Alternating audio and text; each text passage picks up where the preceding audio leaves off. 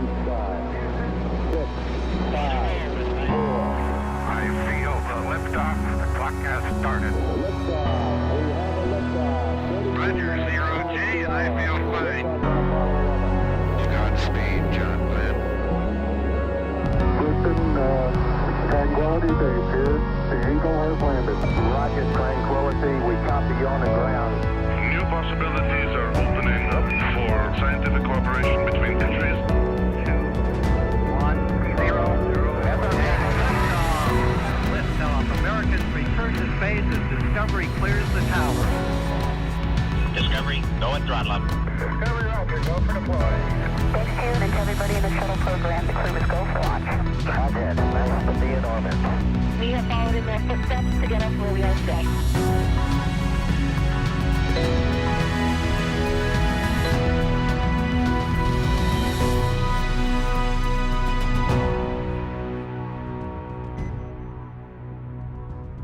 You're looking at a live view of the Dragon Endeavour spacecraft as we await its departure from the International Space Station on its way back to planet Earth.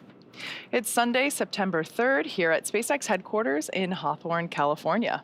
We expect Dragon to push away from the space station at 4:05 a.m. Pacific, 7:05 a.m. Eastern, with our Crew-6 astronauts, including NASA's Steve Bowen and Woody Hoburg, United Arab Emirates astronaut Sultan Alneyadi, and Rocosmos cosmonaut Andrey Fedyaev.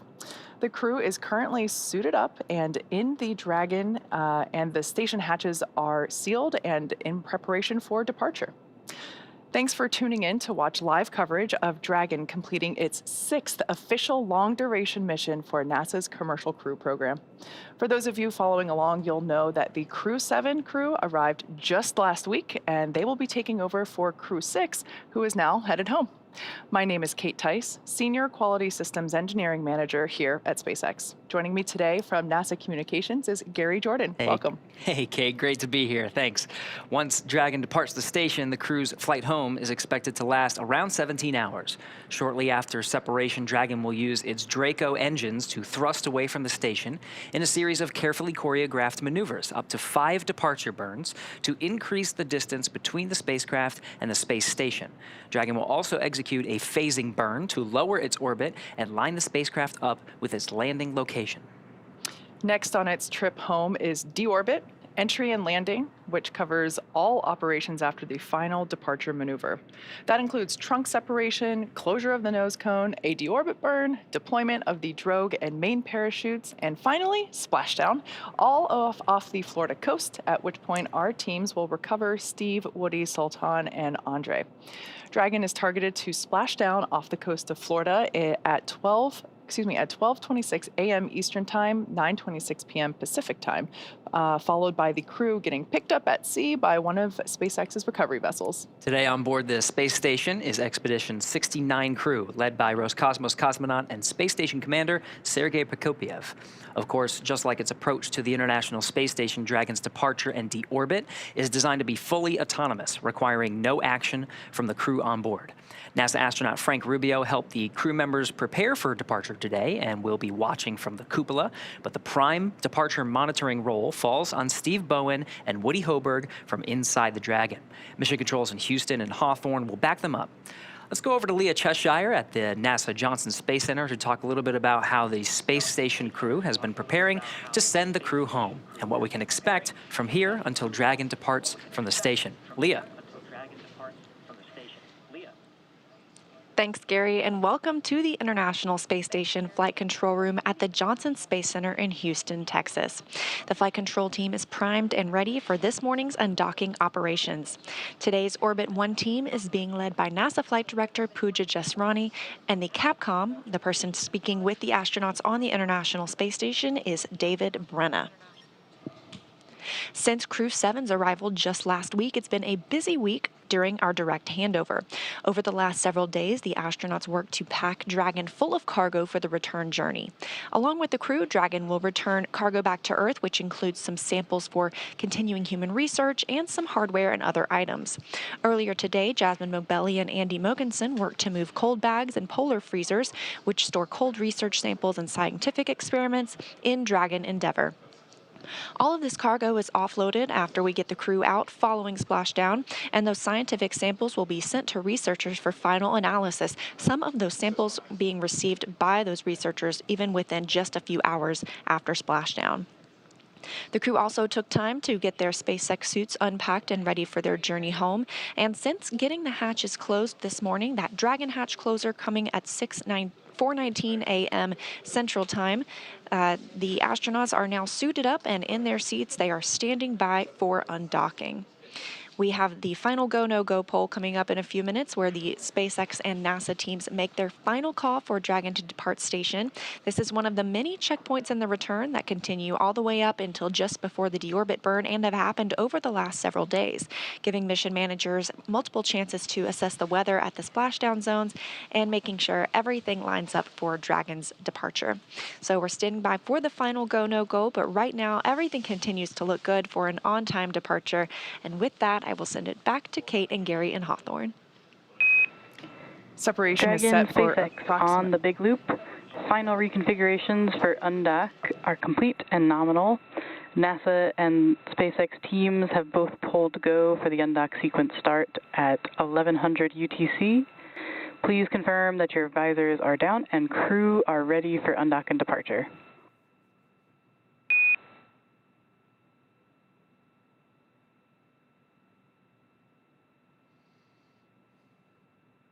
SpaceX Endeavour, visors are down, crew is ready to undock.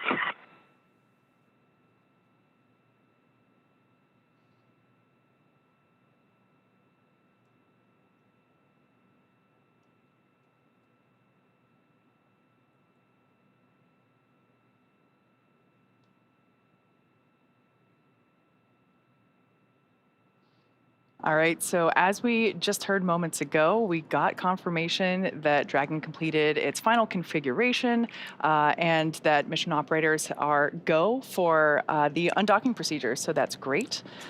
So just like its approach to the International Space Station, Dragon's departure and deorbit is designed to be fully autonomous, requiring no action from the crew on board, which is typically faster and easier this time around since the crew won't have the option to stop at waypoints like we see at when the vehicle arrives. Once the undocking sequence is complete, Dragon will use its Draco engines to thrust away from the station in a series of 5 departure burns, which are carefully choreographed maneuvers that will increase the distance between the spacecraft and the space station. From there, a phasing burn will place Dragon on a trajectory back to Earth. Wrapping up its trip home, Dragon will go through deorbit, entry, and landing, which covers all operations after that final departure maneuver. That includes trunk separation, a deorbit burn, closure of the nose cone, deployment of the drogue and main parachutes, and finally, splashdown off the Florida coast, at which point our teams will recover the Crew-6 astronauts inside Dragon from the water. So as we just heard moments ago, that mission operators have pulled go for undocking. So as you will hear throughout the webcast, both as we approach the station and depart, everything is very carefully choreographed. There's a series of checks to make sure that we are go to proceed to the next step. And in this case, that next step is undocking. That's right. And that will actually initiate the go for undock right at 4 a.m. Pacific time. And we're waiting for that undocking sequence to begin. So once that happens, it'll take less than 5 minutes or so for the Dragon to physically separate from the International Space Station, which has been its home for 6 months. The first step in the automatic undocking sequence is for the umbilicals to retract. These umbilicals connect Dragon systems to the space station. They transfer power, telemetry, and commands between the two vehicles throughout Dragon's stay. Once that's complete, Dragon will unlatch itself from the space station by releasing the 12 hard capture hooks and that will occur in 2 separate phases. All of that combined will take roughly 4.5 minutes. Then Dragon will be ready to depart from station and begin to move itself further and further away by using its thrusters. That's right. Dragon's initial departure from the station is a little different from other docked vehicles like the Soyuz that rely on springs to push them away from the docking port. Dragon executes 2 short thruster firings to undock using a combination of the 12 Draco engines surrounding the base of the capsule, with the first breaking any stiction between Dragon and the docking port, and the second slowly backing the spacecraft away. And we're expecting the call for the undocking sequence to begin in the next few minutes or so. All right, so before they depart the station, let's take a moment to get to know the crew that we're bringing home today. First is Captain Steve Bowen, who hails from Cohasset, Massachusetts, and is married with 3 children. He holds the title of the first U.S. Navy submarine officer to be selected as a mission specialist by NASA. Bowen is also a veteran of 3 previous NASA space flights, including space shuttle flights on STS-126, 132, and 133. During those missions, he and his crew expanded the living quarters of the International Space Station, delivered an integrated cargo carrier, and the Russian mini research module.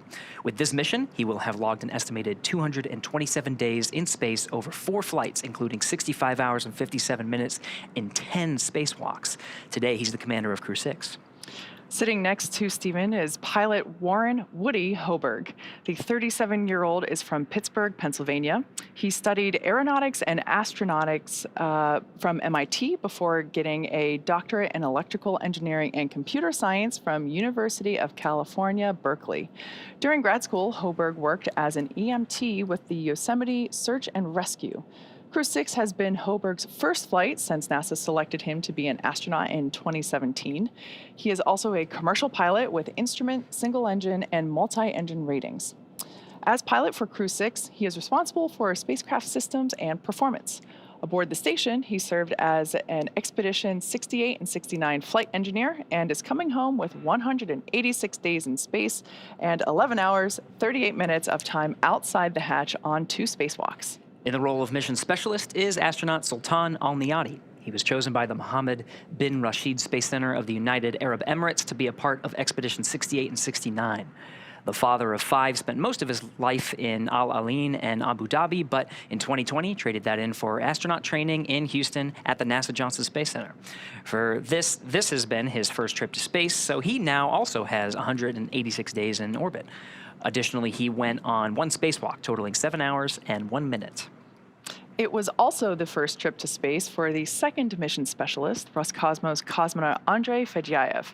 Andrey was selected as a cosmonaut back in 2012. He will monitor the spacecraft during the dynamic re-entry phase of flight.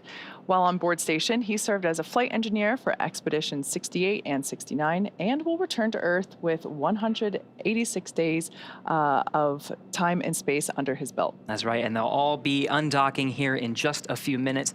Before they actually undocked, they actually had played a game with the flight operations team on the ground, and just moments before we started this broadcast, they exchanged some words. Here's a replay of that moment. Dragon, Houston, on the big loop.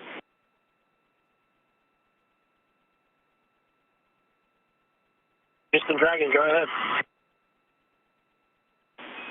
Hey, we're still about 45 minutes from undock, but before we get busy, we just want to say, wow, can you believe it's already time to leave? We can't.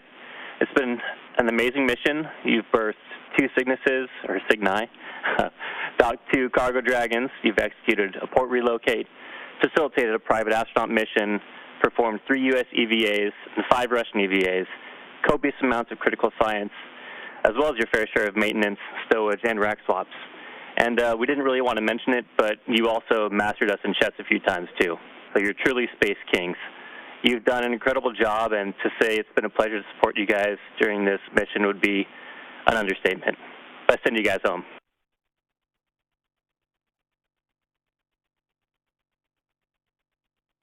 Houston Endeavor, thank you very much. It's been a real privilege and an honor to be up here for this expedition as it continues. And we're coming up on 23 years of continuous occupation of the International Space Station, which is absolutely amazing. It's just a real privilege to be a part of it. It has been an amazing mission. The Expedition 69 crew has been above and beyond, and I've had the privilege of watching it all happen. I really think this has been amazing. And thank you, Houston, and thank you, Mission Control, and everybody on the ground, the entire team from Scuba, Huntsville, Munich, Moscow, the entire team coming together and ensuring that our expedition was smooth and safely completed. It's really been an honor. Thank you.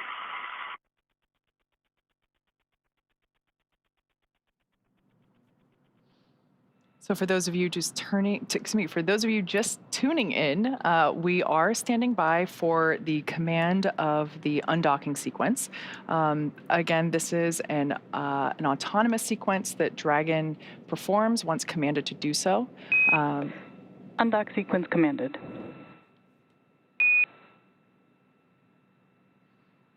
And right on time. There's that call we were standing by for to basically command Dragon to begin the undocking sequence.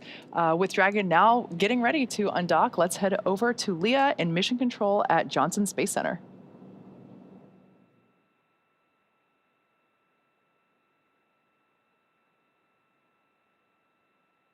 Thanks, Kate. And as you mentioned, and as we heard the core and crew Umbilical demate confirm, complete the and nominal. undock has been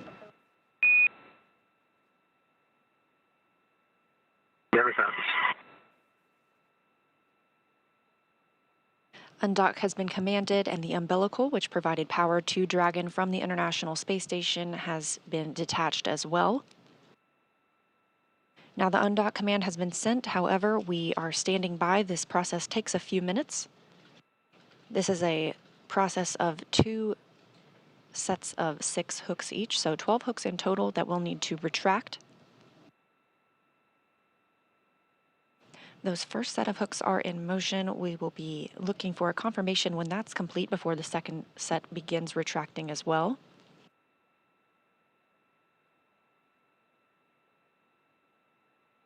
We're expecting time of physical separation to be at 6:05 a.m. Central Time, 7:05 a.m. Eastern Time.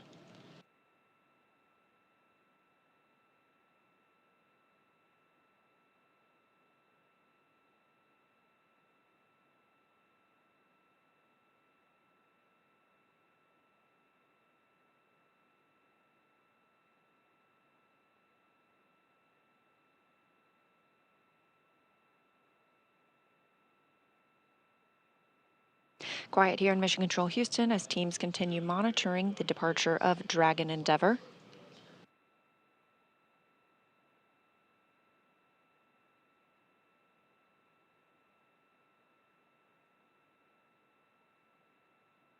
About 3 more minutes until we see physical separation. Those first set of hooks continue to retract.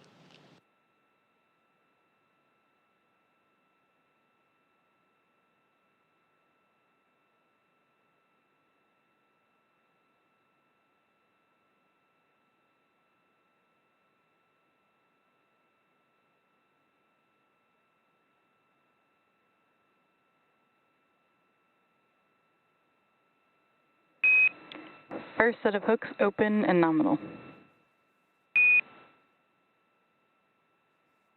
Never copies.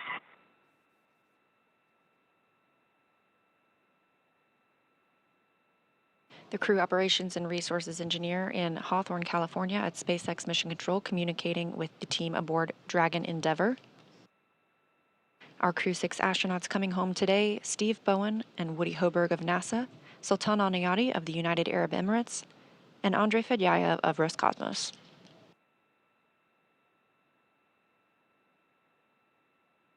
The second set of 6 hooks continues to retract.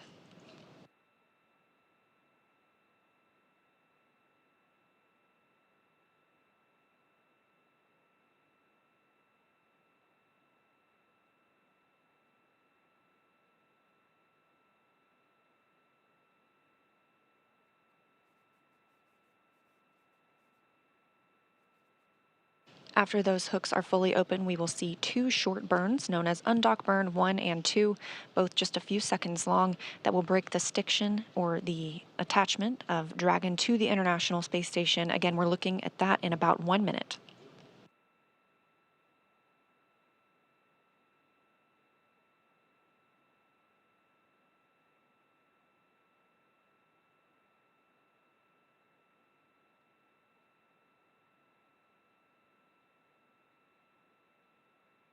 Second set of hooks continue to retract.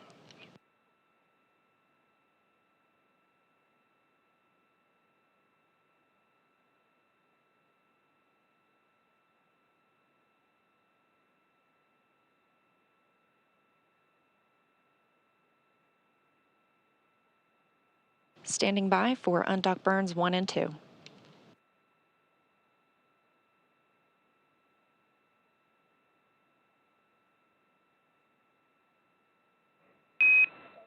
All hooks open and nominal.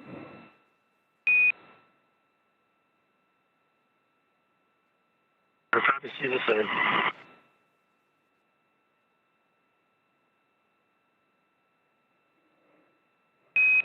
And Dragon separation is confirmed.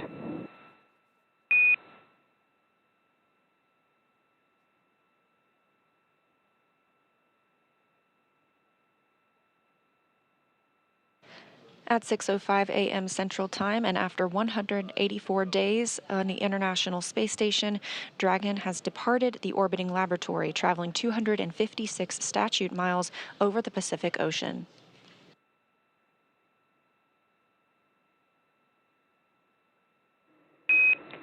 Depart burn 0 complete.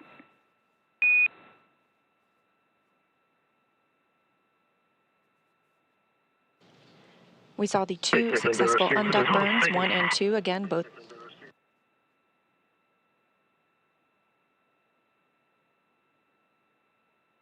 Both of the undock burns just a couple of seconds long, as well as confirmation that the depart burn is complete as well.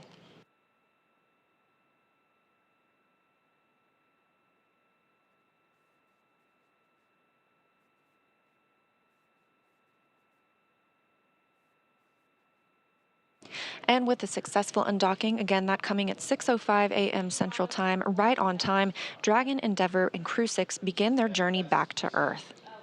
We're still monitoring from the International Space Station Flight Control Room here in Houston, but to give us perspective from the other side of the operations, I'll toss it back to Gary and Kate in Hawthorne. All right, thank you, Leah, for taking us through that. Yeah, we had physical separation right on time, 4:05 a.m. Pacific Time, 7:05 a.m. Eastern Time. You can see we're at a nighttime view as the station and Dragon pass over the Pacific Ocean. So we're just seeing the through the middle window there inside the lit cabin inside the Dragon, as well as the navigation lights, starboard being green and port being red, as Dragon increases its separation distance from the International Space Station, about 45 meters, and going back. Depart 0 after the 2 undocking burns to physically separate and increase the distance from the docking ring. Depart 0 will send Dragon outside the keep out sphere. Keep out sphere has its own set of rules, is a line about 200 meters away from the International Space Station, so we'll get right outside of that, and we'll wait towards depart burn 1. Depart burn 1 will send Dragon outside the approach ellipsoid. You can see the graphic here. Dragon's trajectory will take it zenith. It'll take it above the International Space Station, and from there it will slow down until it executes depart burn 2, which allows the Dragon to decrease its altitude and get to a trajectory about 10 kilometers below the International Space Station in a co-elliptic orbit. For this particular trajectory to meet up with the landing location, the prime location of Jacksonville, Florida, the trajectory allows for 5 departure burns. So we'll see that executed over the next 17 hours until splashdown. We do have a correction to that splashdown time. We're aiming for 12:17 a.m. Eastern Time, which is 9:17 p.m. Pacific Time. And that's again off the coast of Jacksonville, Florida. Continuing to increase separation distance, we're at about 78 meters from the International Space Station. I love this view that we have. It might be a little confusing if you're just looking at it wondering what all the dots are. The lights that we see actually moving on screen is Dragon itself. The red and green represent the port and the starboard side. That white light in the center is actually an interior light shining through the forward hatch of the capsule. So if we would have been able to perform a fly-around maneuver, that is actually one of the windows that they would have been using to take photos. That's right, and with the nighttime views, you can actually see some of the pixels that have they're actually dead pixels. They sort of look like very colorful, Christmassy light stars, but it's actually dead pixels on the camera that have been hit by some radiation in space. And this is pretty normal for some of the cameras that we see in space. There's actually programs within the camera that allow there's software within it that allow us to fix some of the imperfections of those pixels. But those are not stars. Those are pixels of the camera. So for those of you that have recently joined the webcast, the Crew-6 crew are there inside Dragon that we see on screen. They are in their spacesuits. They are in their seats. It's been a long morning stepping through all the checks in preparation for the event that we just had, which was Dragon separation. We also executed the first of our 5 departure burns, and we're now standing by for departure burn 1. We're expecting that around 4:10, which is right now, a.m. Pacific. So there's this graphic that we have to kind of give you an idea of the different areas that we're looking at when we're talking about the International Space Station, what it takes to depart. This is an awesome view. You can actually see lights from those Draco thrusters as they fire. That's depart burn 1. It's about a 21-second burn, and you can see it executing right now. Great to have this nighttime shot to actually see those Draco thruster firings. Absolutely. We hear depart burn 1 is complete and nominal. That's a good depart burn 1. Again, that sends a trajectory of Dragon outside the keep out sphere and approach ellipsoid. We'll continue our coverage until Dragon exits the approach ellipsoid, which will end joint operations between the Dragon and Dragon teams here in Hawthorne and the International Space Station Flight Control teams in Houston. Dragon SpaceX on the big loop. Depart burn 1 is complete and nominal, and with that you are go to doff your suits per procedure 4.012, and I'll go ahead and take the cameras external. And just a reminder that ground will be deactivating the big loop following exit from the approach ellipsoid.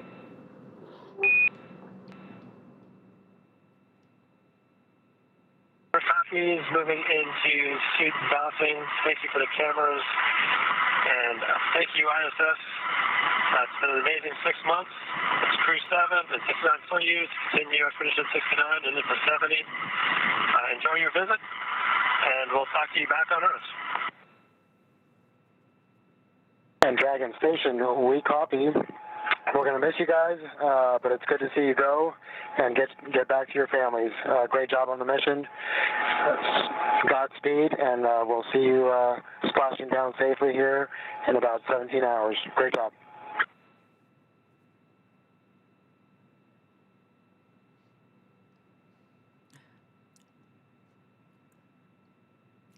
All right, to recap some of the exchange there, that was from inside the Dragon, Commander Steve Bowen sending some congratulatory words for successful separation and exit of the keep out sphere. Frank Rubio from inside the station saying farewell.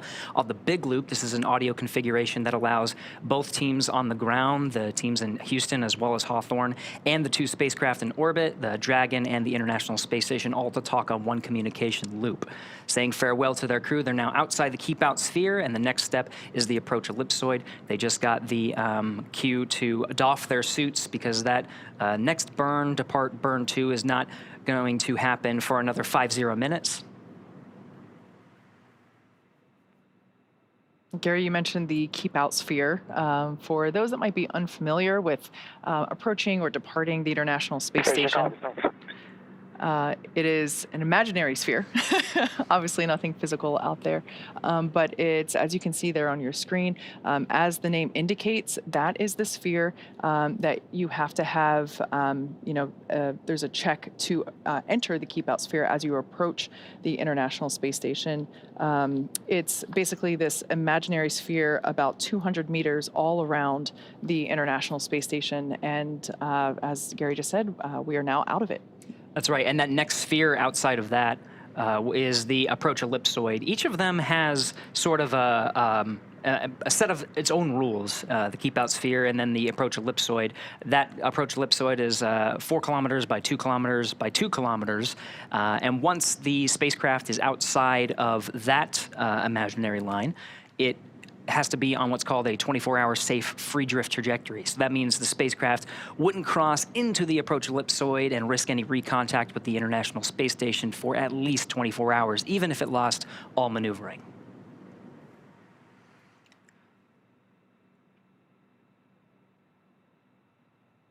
So again, continuing to track Dragon on its departure from the International Space Station. We had separation at 4:05 a.m. Eastern Time, exactly right on time. And again, we'll continue our coverage through the spacecraft's exit of the approach ellipsoid.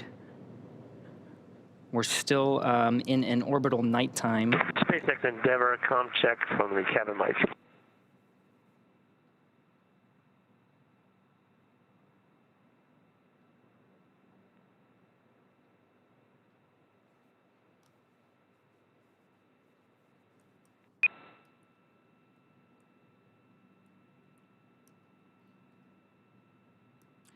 And again, And we have you loud and clear as well. the big loop configuration allows, again, the two spacecraft in orbit, the Dragon that you see from this screen from one of the cameras on board the International Space Station. It's hard to see because we are in an orbital nighttime, so you can just see the navigation lights as well as the lights from the interior of the cabin through the center window there with the open nose cone. But everyone is talking, and that's part of the configuration once we're inside these joint operations spheres. We've been talking about the keep-out sphere, the approach ellipsoid. That big loop will be deconfigured shortly after exiting the approach ellipsoid, and the Dragon crew will just be operating on what's called Dragon to ground. It's a communication link between the inside the Dragon capsule and the teams here in Mission Control in Hawthorne.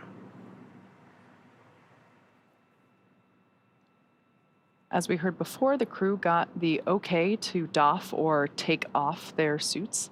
This allows them to be a little bit more comfortable in their seats, and as we go through the next phases, as you also heard on comms, it's about a 17-hour trip from undock to splashdown. So they don't need to wear their suits the whole time, and so right now we are tracking Dragon here on this shot, and the crew is doffing their suits and standing by for the next phase. Once again, we are standing by to exit the approach ellipsoid, which, as Gary mentioned, another imaginary shape out there by the ISS, measuring 4 kilometers by 2 kilometers by 2 kilometers. And big difference between it and the keep-out sphere is that the approach ellipsoid, the vehicles outside it have to be on a 24-hour safe free trajectory, meaning that the spacecraft would not cross into the approach ellipsoid for at least 24 hours, even if it lost all maneuvering capability. So we can see those dots from Dragon, those exterior lights, getting further and further away. We were able to see the Draco engines firing as they were performing departure burn number 1. And again, those departure burns 0 and 1 allow the spacecraft to exit those two spheres. Kate and I have been talking about the keep-out sphere and approach ellipsoid. We're hearing from the teams, the flight control teams that are monitoring Dragon's progress, that the spacecraft has exited the approach ellipsoid.